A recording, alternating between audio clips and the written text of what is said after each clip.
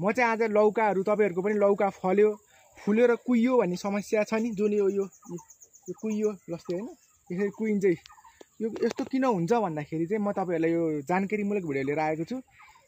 भाले र पोथी फुलको लौकाको भाले र पोथीको जो परागसेचन नभएको कारणले गर्दाखेरि यसरी कुहिने झर्ने हुन्छ तपाईँहरूको पनि धेरै झरेको होला यदि त्यस्तो छ भने जस्तै पोथी फुल भनेको यहाँ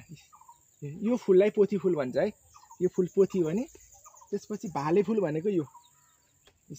यो भाले फुल अब यो त्यो पोथी फुल र यो भाले फुलको परागसेचन भएको खण्डमा मात्रै लौका अडिने हो यदि भएन भने यदि त्यस्तो कुहिएर झर्छ जसरी नि यसरी कुहिएर झर्छ अब यसलाई परागसेचन कसरी गरिदिने र लौका कसरी अडाउने भन्दाखेरि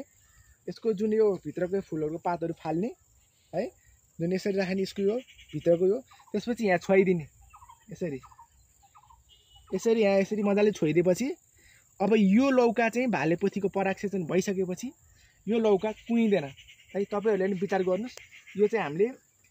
कृत्रिम तरिकाले परागसेचन गरेर यो अब यो चाहिँ कुहिँदैन अडिन्छ यसरी नै तपाईँहरूले पनि लौकाको झिँगा झर्ने समस्यालाई यसरी गरेर समाधान गर्नु होला भन्न चाहन्छु।